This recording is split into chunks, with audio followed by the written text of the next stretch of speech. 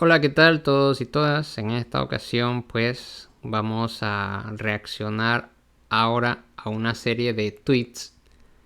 En realidad es una serie más compleja de tweets porque inicialmente yo me enteré de esto por Gabriel. Y bueno, es una discusión en torno a que si Venezuela es un gobierno socialista o no. Entonces hay un tuitero que dio una serie de razones, una serie de propuestas de por qué Venezuela es un país socialista. Y bueno, una de las principales es que él es venezolano y bueno, él debe saber más acerca de Venezuela. Eh, Eso es cuestionable. No porque tú seas nacional de un país debes ser un experto en el país. Tienes que estudiar. Eh, pero bueno, vamos a ver qué nos dice esta versión de AKN-47. Porque yo creo que Vamos a él... ver qué es. Sí, porque yo creo que había otro AKN-47 que era así como más, vamos a decir, entre comillas, progre, no sé. Sí, te iba a decir, yo recuerdo la cuenta KN47, pero no sé, es la misma persona, no recuerdo, nunca supe quién era. Por cierto, hello, saludos a todos. Sí, es que yo creo que el primero era español. Ok. Este es como un venezolano que tomó el nombre, porque la cuenta del español del original, si no estoy mal, creo que él la borró. Ah, no sabía Porque que lo había borrado. O que había desaparecido, mejor dicho. creo que la borró porque hubo como un problema, un conflicto allí. No estoy muy familiarizado de lo que recuerdo haber visto, pues. Un problema allí porque, por ejemplo, agarraba un meme. Vamos a decir que tú hiciste un meme y agarraba el meme, pero no te daba el reconocimiento por eso. Ok. Así que Bueno, este debate viene precisamente venía con un debate con con una Laika. cuenta que se llama, sí, Laika Orbital, Ajá, aquí algo está. así. Y, ajá, Laika Orbital. Y opinaban acerca de eso, pues acerca de, ok, no, porque este se llama, lo que hemos conversado también un poco antes, cuando hablábamos del episodio de Armesillas, sobre los nombres, Ujú. ok, sobre que, ok, no, que yo diga que soy socialista no me hace precisamente socialista, que diga que soy liberal no me hace exactamente liberal, o Milley que dice que es libertario y realmente es un autoritario conservador. Sí, sí, eso realmente lo dice más bien las cosas, las acciones que tú llevas a cabo, las acciones que tú Es emprendes. correcto. Pero en todo caso, vamos a decir que también esos nombres ya muchas veces terminan utilizándose y de una manera ya más libre. Entonces, porque había también, hay un argentino que hizo un video en el que yo solamente pude ver como 20 minutos porque ya no aguantaba más ya. Poco más de 20 minutos. Un argentino que es como que dice de forma no irónica el que la agenda del 2030 es un plan macabro de no sé, de las cosas progres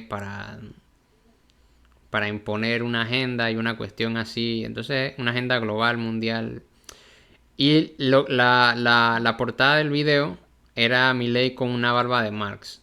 Entonces, señalando pues que Milei es socialista. Que todo se reduce siempre como a la cuestión de más estado de socialismo, menos estado más capitalista. Entonces es como una definición que termina por convertir cualquier acción del gobierno, incluso si el gobierno está favoreciendo los intereses de enriquecimiento del capital de ciertas industrias, va a terminar convirtiéndose en una política socialista para estas personas. Entonces es muy difícil como entenderse con alguien que tiene un marco conceptual de esa naturaleza. Utilizan muy libremente esos conceptos, entonces es como que... Por cierto, hay un debate bastante interesante por allí o sea, se mencionan, se menciona uno al otro un poco entre Diego Rosarín y Adrián, no recuerdo el apellido, Adrián Díaz creo que es, sobre si China es o no socialista. en donde para Adrián, que está en China y trabaja con empresas chinas, dicen, no, China es un completamente libre mercado, esto funciona porque sí, aquí hay cero regulación estatal sobre economía. Y para Rusarín es porque estamos ante una economía planificada y todo lo demás, ¿no? Y no sé, tienen ese debate ayer montado que sería interesante abordar en algún momento. Pasa por lo mismo.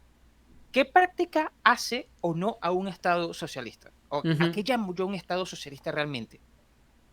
Que eso un poco también lo hemos discutido en el primer episodio de La Comuna. Pero bueno, a esta persona nos dice, nos da una serie de razones para establecer que por qué Venezuela y por qué cualquier país siguiendo esa misma lógica podría considerarse como una sociedad, vamos a decir, socialista en los términos que él determina. Agradezco que al menos acá N47 aquí tiene los criterios claros. Ahora, lo que puede pasar es que estemos o no de acuerdo con esos criterios. Sí. Bueno, vamos a leer el primero.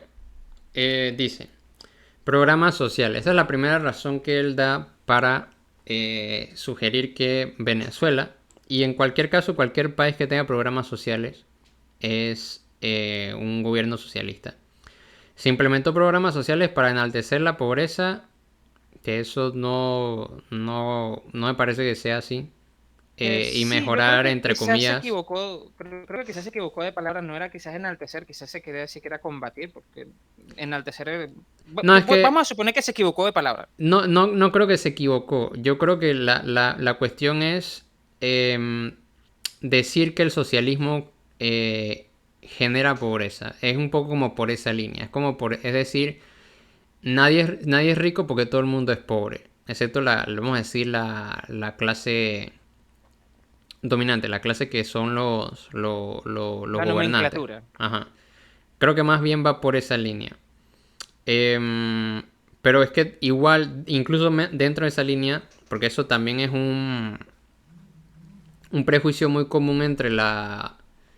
No un prejuicio, sino como un argumento muy común, un meme ya casi dentro de la gente que critica el socialismo, de que genera pobreza y todo lo demás, y no se molestan en verificar qué pasó en las sociedades que practicaron, vamos a decir, el socialismo, que entendido en el periodo del siglo XX, y cuáles eran las circunstancias y por qué a veces tenían dificultades y fallos en su sistema.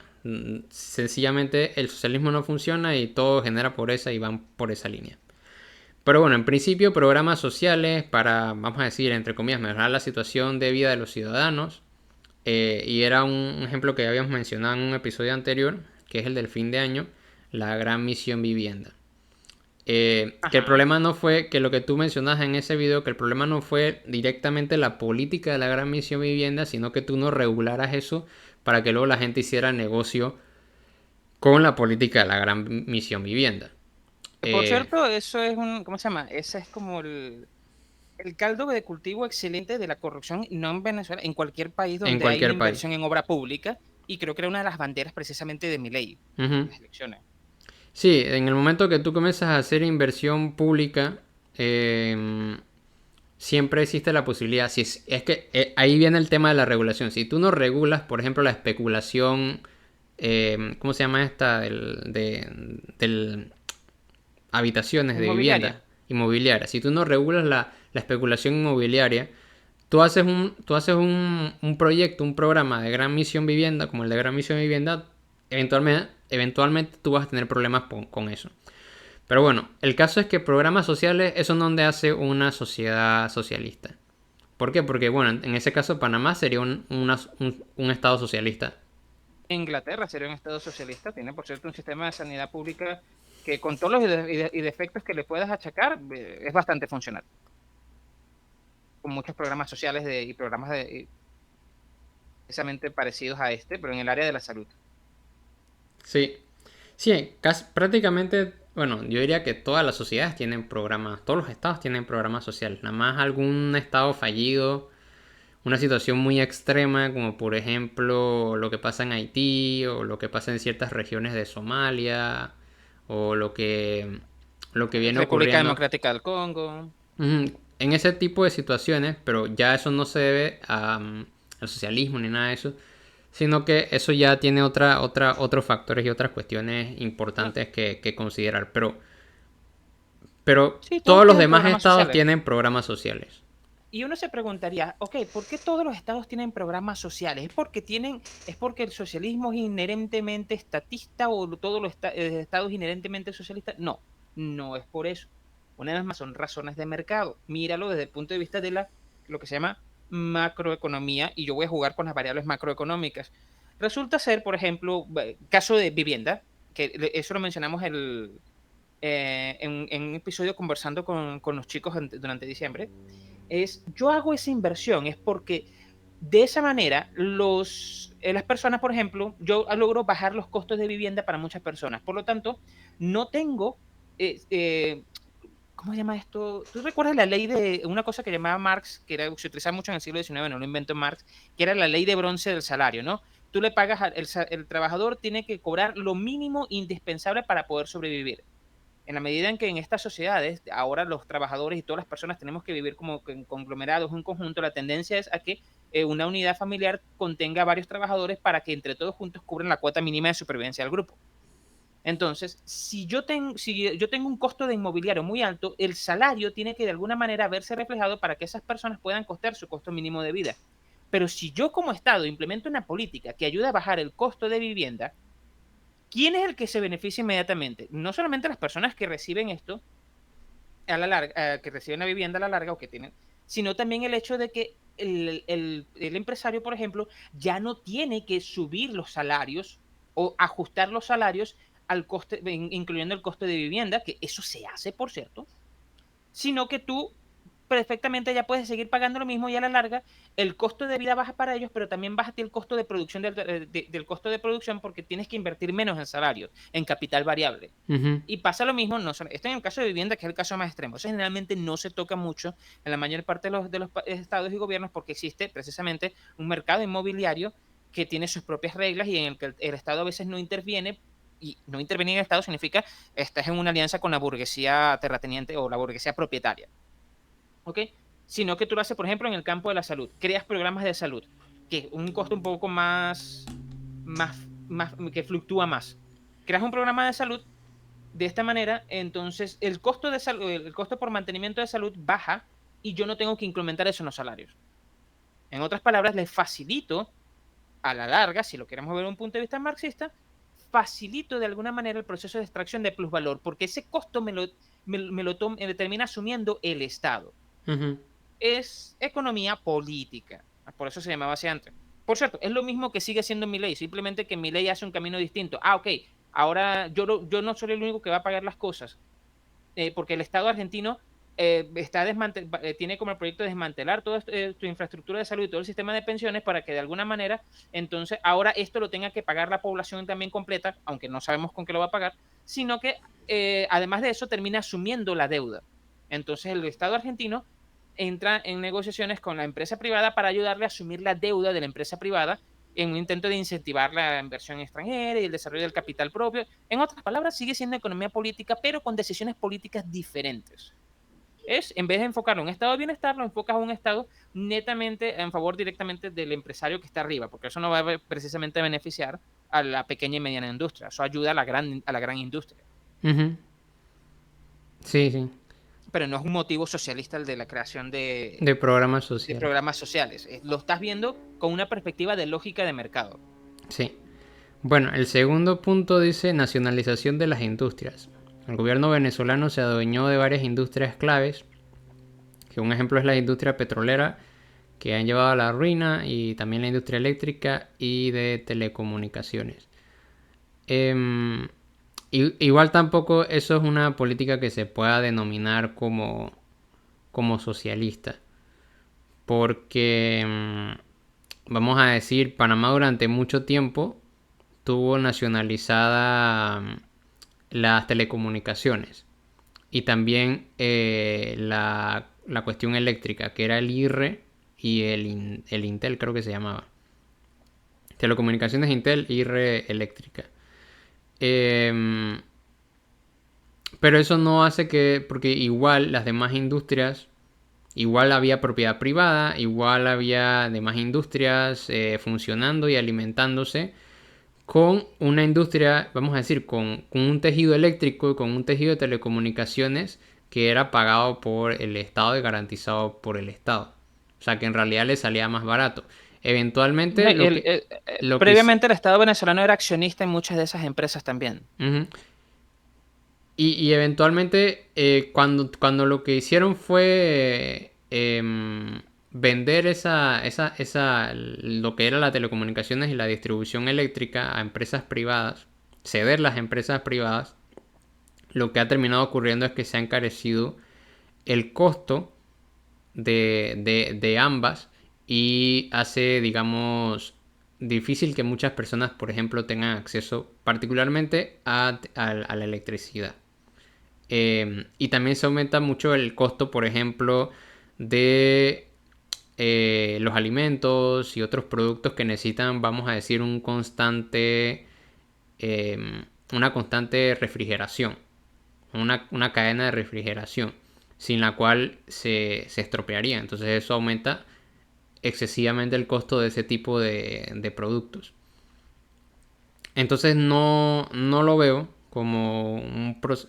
A lo mejor es como una medida para poder de repente en un momento determinado abaratar los costos, pero eventualmente la tendencia del mercado es siempre otra vez a ceder eso a una industria privada hasta que eso explote y otra vez haya la necesidad de nuevamente nacionalizar eso por alguna razón. O que, como tú dices en el caso de Venezuela, que eso también ocurre aquí en Panamá, que hayan ciertas industrias en las que Panamá sea como uno de los accionistas de la cuestión. O sea, que Sí, tú es una suerte, una forma, aquí lo llamaban, ¿cómo se llama? Empresas mixtas, donde la administración era privada, y pero publica. las acciones o la parte de la propiedad eran del Estado, Ujú. Sí, de la sí. República. Como un 49-51, ¿no? 51 se Ajá. lo queda como en la empresa privada y el 49 el Estado. No sé si quieres comentar algo más. Nacionalización de las industrias. No, no, básicamente vas más o menos en la misma vía. Tengo la duda de si los tweets, este hilo es sarcástico o es literal.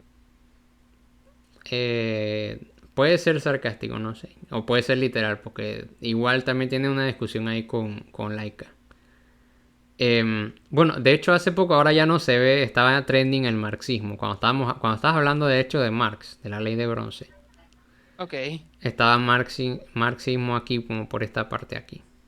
Ahora cambió, ahora están los TERFs y en Panamá está lamentablemente, que no sé qué significa eso. Tengo que revisar eso. Pero bueno, Sudáfrica, sabemos por qué está de trending sí. y DeSantis, no sé qué habrá dicho Ron DeSantis ahora. Bueno, seguimos al punto 3. Críticas a las políticas capitalistas. Más de una ocasión el gobierno ha expresado su opinión sobre el capitalismo y ha promovido la idea de un socialismo del siglo XXI. Bueno, para empezar, todas las políticas existentes actualmente son de naturaleza capitalista porque funcionan en los términos y en las necesidades del mercado. En todo caso, lo que ¿Es estás correcto? haciendo es una crítica a una política capitalista que no te gusta, pero para reemplazarla por otra política capitalista igualmente. Que su objetivo sigue siendo la acumulación de capital y el ¿cómo se llama? El desenvolvimiento del mercado, ya sea que tú lo quieras regular un poco para que vaya por un camino o no lo quieras regular porque va por el camino que tú quieres. Ujú, sí, sí. Siguiente punto dice. Control cambiario. Se ha impuesto un estricto control cambiario para regular el acceso de divisas extranjeras y controlar la inflación. Eso hizo que se No, crearan ya no. distintas tasas de cambio, lo que genera distorsión económica. Bueno, control de cambio también tiene Milei ahorita en este momento a su medida. O sea, no eliminó el control de cambio, simplemente estableció una nueva tasa. Y Venezuela eliminó el control de cambio más o menos en 2014, 2015 creo, o 2016. Se eliminó el control de cambio, tenemos un sistema de puntos, no, ni siquiera un sistema de puntos flotante, disculpa, tenemos un sistema de subasta. Y aparte también es que el tema de las divisas siempre ha sido un problema para América Latina. El tema de acceso a una divisa fuerte. Que es en buena medida también un problema que tiene, por ejemplo, países como Cuba incluso. que por eso tuvo que aceptar el ingreso de dólares y todo lo demás. Em, pero realmente el tema de la inflación, control de cambio, divisas, acceso a divisas extranjeras son todos mecanismos y terminologías que funcionan, que podrían considerarse incluso políticas de orden capitalista. O si no quieres llamar las políticas de orden capitalistas, no son políticas de orden socialistas. Podrías llamarlas políticas, no sé, dentro de las dinámicas del mercado global en el que nos encontramos. Correcto. Hay que tener acceso a dólares porque el dólar es una de las principales divisas que se utiliza para hacer transacciones comerciales a nivel global.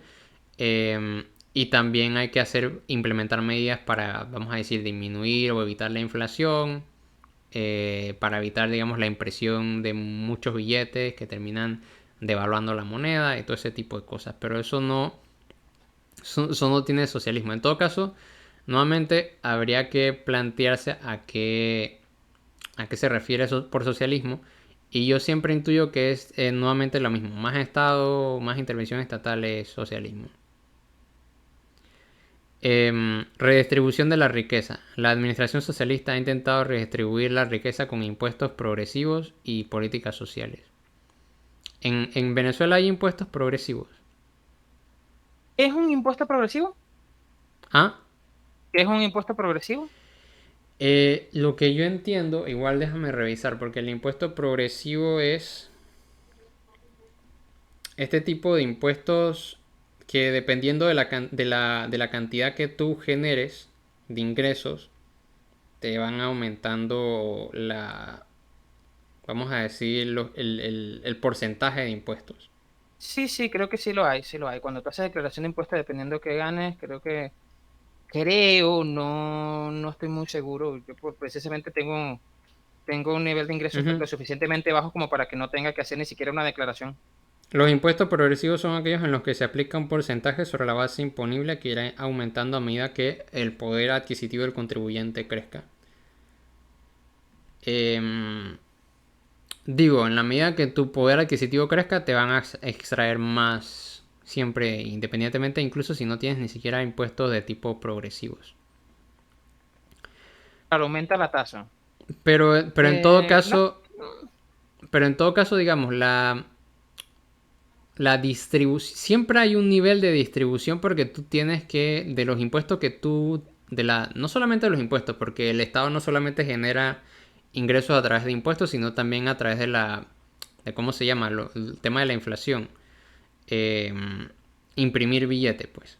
Eso es otra forma de, vamos a decir, crear riqueza con el riesgo de que eso puede devaluar la moneda, pero son, digamos, los dos mecanismos que puede utilizar un Estado sí, para eso. la otra forma de verlo cuando tú imprimes muchos billetes no es que, ok, no es que es lo que las personas a veces no entienden. El Estado tiene deuda también, tiene un montón de deuda, tiene una serie de costos que cubrir. Ok, pero si todos los demás pagan en bolívares, por ejemplo, te van a pagar tú le vas a pagar esa deuda a ellos en bolívares, y tú imprimes más bolívares que devalúa la moneda, y tú pagas en el mismo número, lo que hiciste fue disminuir tu deuda. Es una forma bastante cruel de hacerlo, pero sí es una práctica que realizan los estados cuando se trata del tema de la inflación. Ujú. Pero vamos a decir, redistribución de la riqueza existe en todas las sociedades. En alguna medida, lo que puede haber es una mayor o menor redistribución de la riqueza y también hay que ver hacia dónde se dirige esa, vamos a decir entre comillas, riqueza, porque también ese concepto es bastante vago, el concepto de riqueza. Porque, por ejemplo, hemos mencionado el caso del Reino Unido.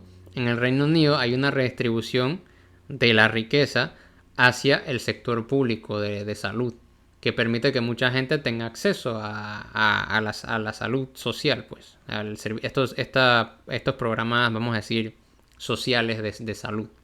Ujú. Entonces, allí también existe una redistribución de la riqueza. Entonces, por ende, Reino Unido también es una república socialista, una monarquía socialista, no sé. Eh, Eso no te convierte necesariamente en un territorio socialista. Eh, Porque otra vez, todo Estado distribuye en alguna medida.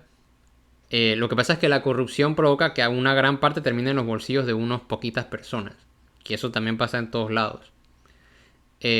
Vamos a decir, el mayor porcentaje, las mayores ganancias terminan en los bolsillos de unos cuantos individuos.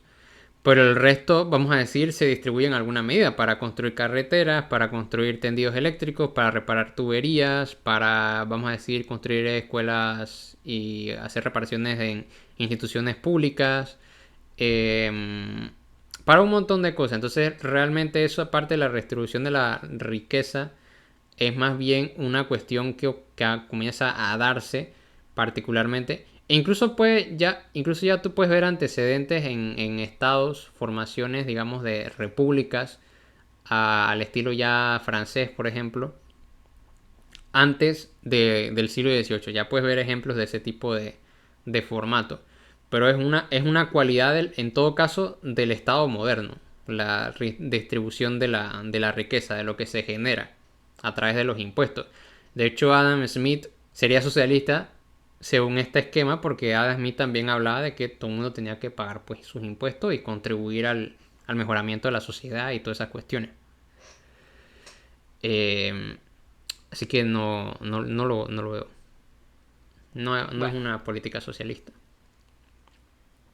Control estatal de los medios de comunicación. Bueno, bueno, Estados Unidos tiene control estatal de los medios de comunicación, Rusia tiene control estatal de los medios de comunicación, Arabia Saudita tiene control estatal de los medios de comunicación y dudo mucho que las monarquías del Golfo sean precisamente socialistas.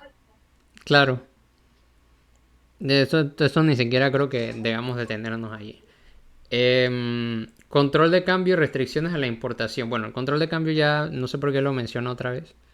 Restricciones a la importación, pero siempre hay restricciones a la importación. Tú tienes que regular la importación y exportación de todas las mercancías que entran y salen de tu país.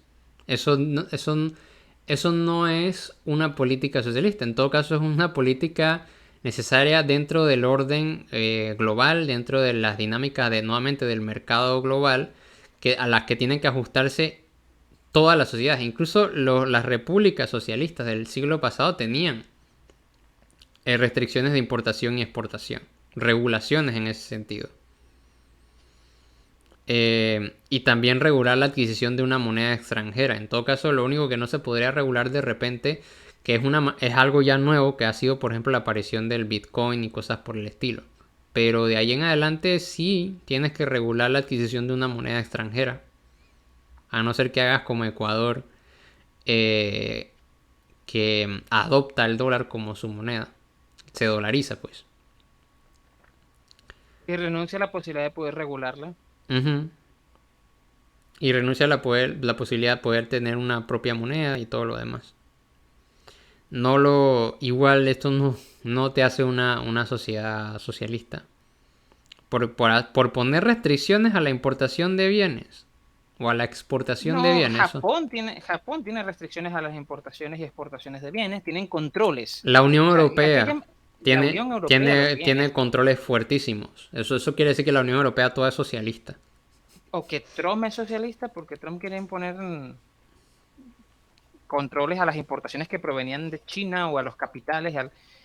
Es que, ¿a qué llamas tú restricciones? O sea, restricciones, realmente el término correcto, pienso yo, sería control. Establecer un control o una regulación sobre las importaciones. Pero no vas a ser, no serás ni el primero ni el último que lo haga. Uh-huh. Desarrollo de la Milicia Nacional Bolivariana. Se ha promovido la creación de una milicia nacional con un enfoque de participación activa en la defensa de la soberanía y el sistema socialista. Eso no... No, eso no te hace... No, porque milicias nacionales, por ejemplo, bueno, esta gente diría que ellos eran socialistas también, los fascistas, por ejemplo. También tenían milicias, vamos a decir, nacionales. Pero incluso otras sociedades en territorios africanos tienen también sus propias, vamos a decir, milicias nacionales. Pero es que también no sé exactamente a qué se refiere con una milicia nacional? O sea, la milicia nacional bolivariana exactamente qué es. La milicia nacional bolivariana es un cuerpo de milicia con Informal. una... No, es formal, está incorporado dentro de legalmente, formalmente está incorporado dentro de la estructura del ejército, obedece órdenes directas, si no me equivoco, del presidente y del ministro de Defensa, creo, hasta donde recuerdo. Ya te lo verifico de todas maneras. Eh, y sí, sí están incorporados formalmente dentro de la Fuerza Armada Nacional, pero ya eso no te hace, tienen un ideario político, sí, pero tampoco es que sea precisamente el mejor ideario del mundo o el más elaborado o el más completo y no le veo precisamente algo de socialista. No.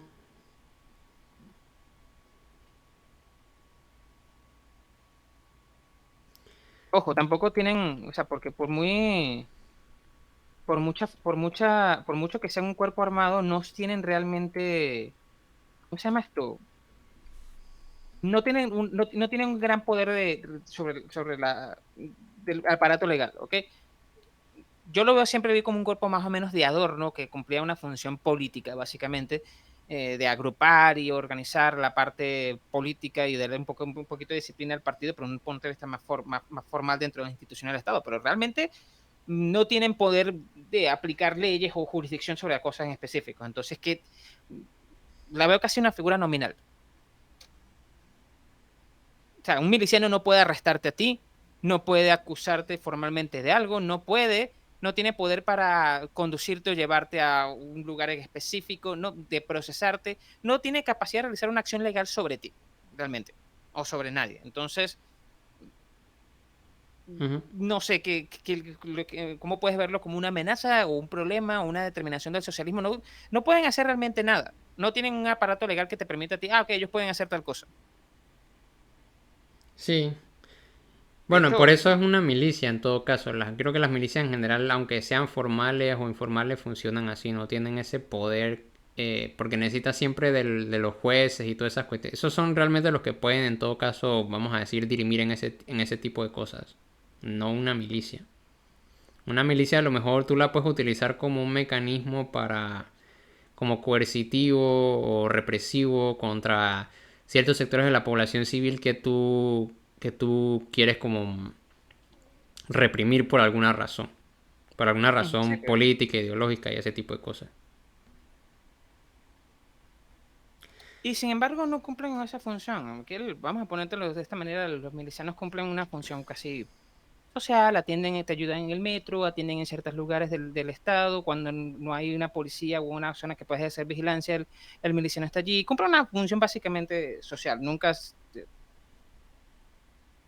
forma parte del chiste del hecho de que, si no, es un miliciano, no representa ningún peligro o amenaza. Eso sí, le puedes tranquilamente pedir una dirección. La mayor parte de las personas que traen en la milicia son, es cierto, personas ya de la tercera edad, entonces, que han tomado la milicia primero como un punto de reunión y también como una forma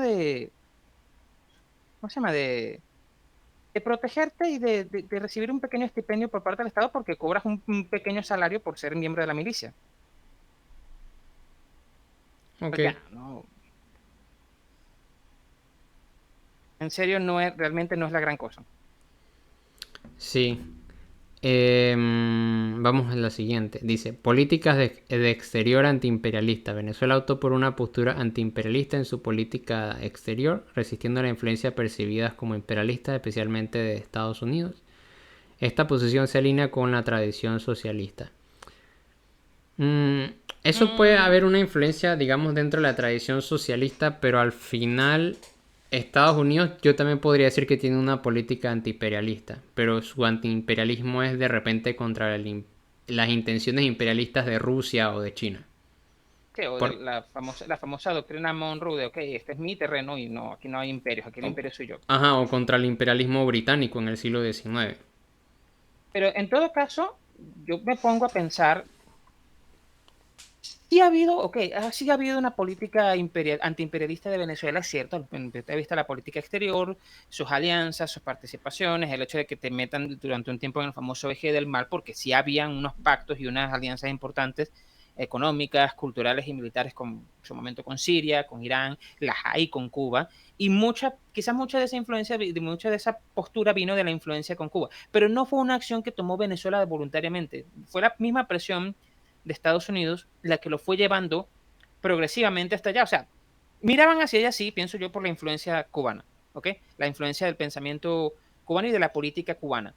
Te ayudó mucho en eso. Pero es, vamos a decirlo así, tú no tienes que ser socialista para ser antiimperialista. No,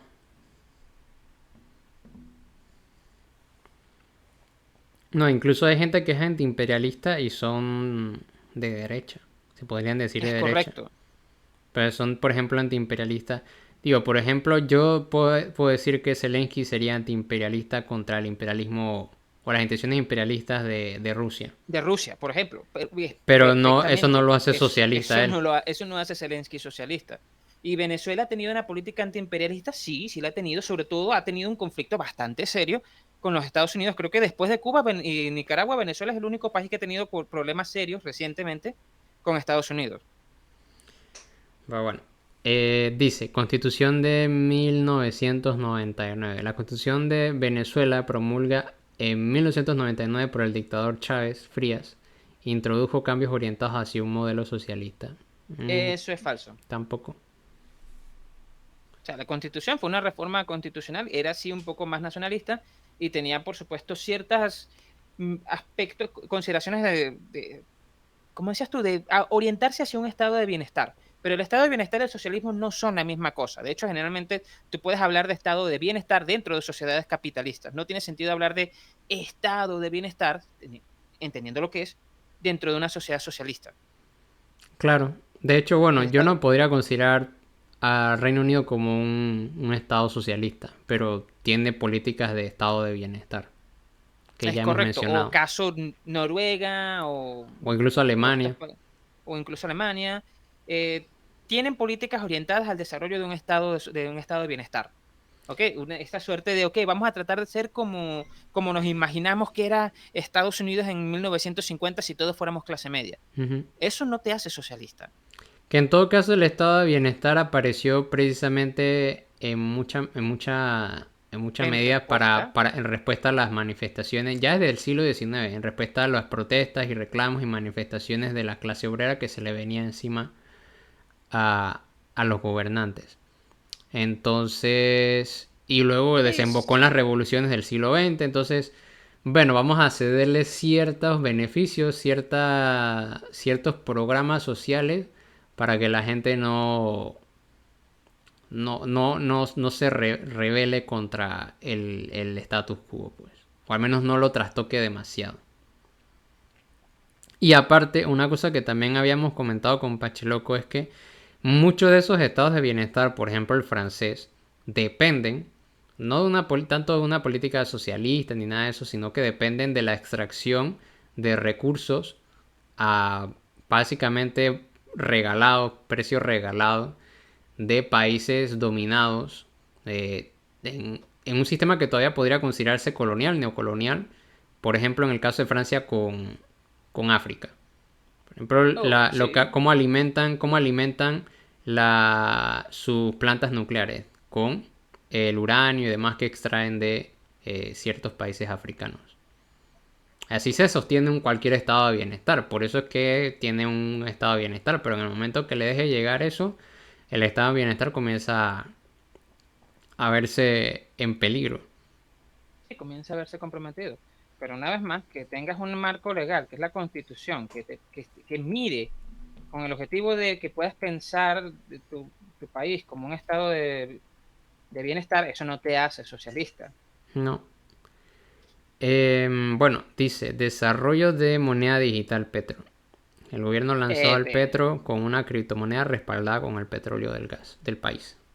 Eso tampoco sé qué tiene que ver con ser socialista, en todo caso. No, Fue una respuesta precisamente al problema del bloqueo que estaba imponiendo y la dificultad que tenía Venezuela ya en ese momento de lidiar con su problema monetario. Sí, es otra vez el problema de las divisas. Acceso a divisa fuerte. Por un lado, y por el otro lado, el hecho de que el Bolívar ya habías perdido control directamente de él sobre el Bolívar y costaba mucho controlarlo. Tenías el gran problema de fuga de divisas y de billetes. Aquí se llegó a ver una vaina loquísima que era que los billetes venezolanos se fugaban, se iban y terminaban todos en Colombia. Pasó una cosa loquísima, tú tenías que comprar el billete. Un billete de 100 bolívares tenías que pagar a veces hasta 200 bolívares por tener un billete de 100 bolívares. Es Entonces, tenías ese increíble momento, eso pasó entre el 2016 y el 2017, en que la economía monetaria se te fue el diablo y bueno, literalmente sería más fácil hacer una moneda nueva. Ujú. Bueno, Y obviamente una criptomoneda no tiene las regulaciones y las cosas que tiene una moneda fiat normal, y eso te permitía, por supuesto, tener más libertad. sí, sí, sí. Pero al final creo que eso no les terminó funcionando. No, no, no funcionó mucho. Las criptomonedas, por mucho que sea una cosa popular, siguen siendo un asunto de nicho. Sí. Es que incluso aunque sea, porque la gran mayoría de esas criptomonedas ni siquiera tienen un respaldo. O sea, el, el respaldo es, no sé, el aire. Pero en el caso de el petro, que incluso que tenía el respaldo del petróleo, tampoco le terminó funcionando. No, no terminó funcionando y a pesar de que sufre una pequeña devaluación de él, terminó bajando como a $20 realmente el valor del petro. O sea, oscilaba entre 20 o $25 y es el precio al que tú todavía lo consigues ahorita en este momento. Eso se debe en parte a que, sí, que estará respaldada en petróleo, pero ¿cuántas personas tienen acceso para darle circulación a ese petróleo e influir eso en el precio real de la moneda? Poquísimos. Y bueno, el último es el punto 12, que es el control de precio. El gobierno intentó fijar precios y servicios, lo que ha llevado a la escasez de productos. Bueno, la escasez de productos no se debe solamente al control de precios, porque si eso fuera así, en Panamá habría escasez desde hace rato, porque en Panamá durante, por ejemplo, el gobierno de Varela, que fue el gobierno anterior al que gobierna ahorita mismo, que es el de Nito Cortizo, hubo programas de control de precios. E incluso en el gobierno actual, un momento determinado, hubo control de precios de ciertos productos, particularmente medicinales creo que eran, y también subsidio a la gasolina. Entonces, realmente, otra vez, el control de precios no es una política que tú puedes decir, no, eso ya te hace socialista. Digamos, eso no quiere decir que una sociedad socialista no pueda aplicar esa política, pero solo el hecho de tener control de precios no te hace un, un gobierno o una sociedad socialista, si se quiere. Y nuevamente el control de precios no es la única razón por la que puede haber escasez de productos. No es el responsable directo. Correcto, en muchos países establecen controles de precios sobre rubros específicos. Tú mencionaste el caso de la medicina. Hay siempre un control de precios en medicina en casi todos los países de Europa. Sí, de hecho por eso es que comprar medicamentos en Colombia al Mm, lado o comprar medicamentos en España sale muchísimo más barato todavía que comprarlos en Panamá. Por Hay los un capítulo de controles Los Simpsons donde, sí, hay un capítulo de Los Simpsons donde sale Homero traficando medicamentos desde Canadá hacia Estados Unidos. Ujú, sí, sí, sí. Porque son también más accesibles precisamente por las regulaciones y controles que se le aplican a los medicamentos. Bueno, en base a lo que nos han ofrecido, no, nada de eso hace particularmente que Venezuela o cualquier, porque todas esas políticas que ha mencionado, con la excepción, por ejemplo, de la milicia, la constitución de 1999, pero los demás elementos, bueno, el petro tampoco, pero los demás elementos, control de precio, control de divisa, control a la importación, control estatal de los medios de comunicación, redistribución de la riqueza, nacionalización de las industrias, programas sociales, nada de eso te hace particularmente socialista. Hay sociedades que aplican varias de esas políticas y no son socialistas. O no, yo no las llamaría socialistas.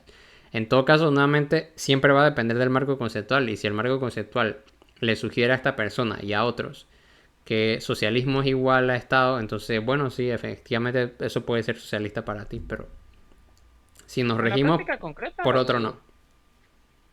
Sí, si nos regimos por otro marco conceptual que, vamos a decir, está más respaldado por la teoría que han elaborado gente que sí se ha calificado como socialista, pues no parece que sea socialista.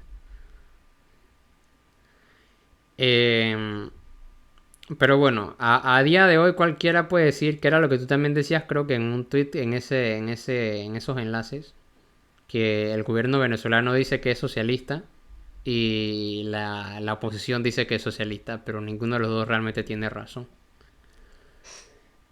Sí, Que en todo eso les ayuda caso, mucho en el discurso a los dos. habías creo que mencionado que Venezuela es un estado rentista, algo así creo que decía. Sí, la caracterización habitual, en la parte teórica, es que Venezuela es un estado donde lo determinante es la renta. Este, si no me quieren creer a mí, hay varios trabajos dedicados al respecto. Hay unos trabajos antiquísimos del tema. Juan Pablo Pérez Alfonso es uno de los primeros, un economista que fue, pues, creo que fue ministro de petróleo de Pérez Jiménez, en la dictadura de Marcos Pérez Jiménez, tenía unos libros dedicados al tema diciendo, mira, no sé cómo vamos a salir de este hueco, pero tenemos que salir, y escribió un libro muy famoso que se llama Hundidos en el excremento del diablo. Hay otro libro de un sociólogo caraqueño, no recuerdo su nombre ahorita, Roberto Briceño León, que se llama, ese es de los años 80, que se llama Los efectos perversos del petróleo. Hay un texto, el más famoso de todos ellos sería quizás un pequeño artículo de prensa de Arturo Lord Pietri, que es uno de los intelectuales venezolanos más famosos del siglo XX, que se llama Sembremos el petróleo. Y sí, bueno, básicamente casi todos los que han escrito acerca del problema del petróleo en Venezuela no han sido muy optimistas, que se diga. La línea general es el pesimismo. Porque el problema de la renta, el problema es eso, es que esto es la renta. A mí me gusta una categoría que crea Roberto Briceño León, donde, ok, en una sociedad de mercado, si seguimos, por ejemplo, la teoría marxista, en una sociedad de mercado, lo que ocurre realmente es una competencia por la plusvalía, ¿no? Por la extracción de la plusvalía. El mercado sirve como un mecanismo de transferencia de valor, pero lo que tenemos realmente es cuando tenemos un mercado de trabajo, por ejemplo, es que hay una competencia entre los trabajadores y los empresarios, una competencia mercantil en el mercado, que termina en una transferencia de plusvalía y en tratar de incrementar lo más posible esa tasa de incremento de la ganancia, es decir, esa tasa de apropiación de la plusvalía, que se apropie y se extraiga más plusvalía cada vez que se puede.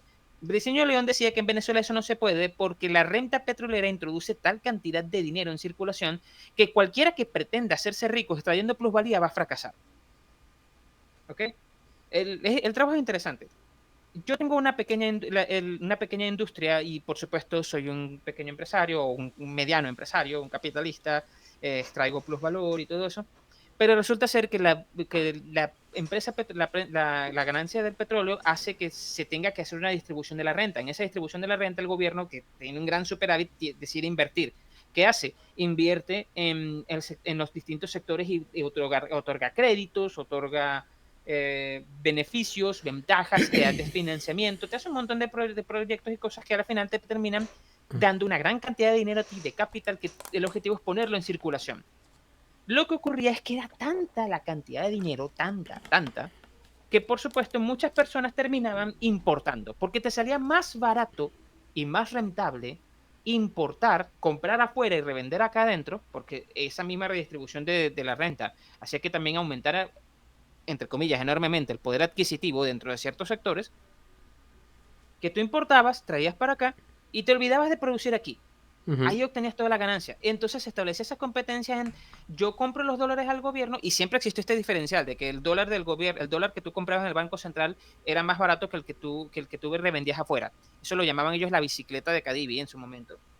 O el molino de Cadivi. No recuerdo, por ahí va el nombre. Pareció lo de la bicicleta de Argentina que mencionaba Milei. Es el mismo mecanismo, ¿no? Porque tenías un diferencial cambiario que en Venezuela llegó a ser enorme en algún momento determinado, que tú pedías los dólares, comprabas los dólares al gobierno y obtenías, por supuesto, una mayor cantidad de dinero porque comprabas los dólares con bolívares, pero cuando ibas al mercado afuera, al mercado externo, el dólar valía más de lo que tú pagaste por él. Entonces, ese pequeño diferencial hacía que te fuera más fácil revender adentro que invertirlo en producir. Y esto no varía porque la gente me dirá, no, pero es que aquí había industria en Venezuela, había un sector industrial, un sector textil, un sector automovilístico, sí, sí lo había. Pero todos esos sectores ensamblaban, no producían, ¿ok? Comprabas cosas afuera y hacías la manufactura aquí, pero no lo producías. Todo lo que eran los repuestos y la materia prima era comprada afuera y aquí se hacía el ensamblaje, simplemente. Entonces, en última instancia, era una forma más montar una fábrica para que te dijeran que eres productivo y ese era tu, ¿cómo se llama? Lo que tú le vendías al gobierno, al Estado, cuando entraba en los programas en los programas de fomento económico, era eso. Yo venía y decía, yo voy a montar una fábrica, pero el plan mío era, por supuesto, la fábrica estaba montada aquí y producía, pero yo traía todo de afuera y aquí hacía el ensamblado. Y eso se hizo muchísimo. Entonces, por supuesto, a la menor crisis o problema económico que hubiera con la moneda, porque eso inevitablemente va a traer una devaluación de la moneda, el hecho de que el dólar sea tan barato termina fallando o produciendo grandes distorsiones económicas que te causan grandes problemas monetarios, todo eso se iba a caer. Y se cayó efectivamente. Y no se cayó con Chávez, se cayó en 1983 en lo que se conoce como el Viernes Negro en Venezuela, que fue una masiva devaluación que se hizo. Bueno, en ese momento fue masiva, ahorita a nosotros nos parece una tontería, fue una devaluación como del 40%. Para tratar de compensar los desequilibrios económicos que se habían producido. El detalle está que mientras existiera esa renta y no existiera un esfuerzo por tratar de buscar una forma alternativa de producir o de, como decía Arturo Uslar Pietri, sembrar el petróleo en vez de vivir de él, no ibas a lograr solucionar el problema. ¿Qué tenemos? Seguimos siendo un Estado rentista. Porque, ok, hay un bloqueo económico y PDVSA casi no produce, sí, pero no es lo único que produce. Aquí se produce oro y se produce hierro, se producen otros metales y todos son mecanismos de extracción. Por eso es que algunos economistas y Omar Vázquez Heredia se llama un profesor de sociología de la Universidad Central, ahorita muy bueno, él habla de que realmente el modelo económico de Venezuela, que sigue siendo rentista, se basa en el extractivismo. Extraemos para vender afuera. Todo lo demás es secundario. Lo que se produce alrededor es la competencia por esos puntos de circulación de la renta. Ya. Yeah. Que Venezuela, eso que decir que entonces no es capitalista, no, sí sigue siendo capitalista, simplemente que el desarrollo del capital en Venezuela está intrínsecamente relacionado al mercado internacional, porque como el capital requiere de la circulación mercantil para realizarse, la única forma de realizar la renta, de realizar el dinero que tú obtuviste a través de la renta, es comprando y revendiendo y entrando en el proceso de recirculación. El capital de toda la renta venezolana al final termina fluyendo hacia las metrópolis de toda la vida. Sí, bueno, igual en otras sociedades. En ese sentido no sería igual parecido. Exacto. Es igual para todos, simplemente nuestro camino es un poco más directo. Uh-huh. Bueno, creo que esa ha sido nuestra reacción. Podemos determinar que esos puntos no hacen a Venezuela socialista. No. Eh, y El a hecho de que ninguno de los tenga, países que lo practican. exacto, el hecho de que seas un país rentista y que tengas que tu renta sea en base al petróleo, que tuvo durante mucho tiempo un alto precio, hizo que fuera muy fácil promover todas esas políticas sociales. Con una billetera de ese tamaño, puedes imaginar que establecer la gran misión Vivienda de Venezuela Vivienda Venezuela y construir 1 millón de casas era perfectamente viable. Uh-huh. Pero Pero eso no te hace socialista. no, para nada. Bueno, entonces creo que podemos dar fin a este episodio. Y con eso, pues, nos despedimos. No todo es socialismo solamente porque el Estado hace cosas. Toman eso en cuenta. No Eh, importa si hace pocas o muchas. hay que utilizar, vamos a decir, marcos conceptuales un poquito más serios y trabajados. Y Pero si quieren hablar de socialismo, por favor, aunque se revisen cómo está el estado de la propiedad. también, Si no haces un análisis de las relaciones de propiedad, tú no puedes hablar de cuál es el régimen social que tienes allí, el régimen socioeconómico. correcto. Bueno, entonces ponemos fin ahora. No sé si quieres unas últimas palabras. No, por ahora está bien. Si alguien llegó hasta esta parte del video, por favor, comenten Orbital Laika, se la comen. Vale. Entonces nos vemos entonces hasta la próxima, ¿no? No, disculpen, era Laika Orbital, no Orbital Laika. Orbital Laika es este programa de de divulgación científica española. Disculpen los de Orbital Laika, ahora con ustedes. Así que nos vemos entonces, pues. Chao, hasta la próxima. Bye, bye.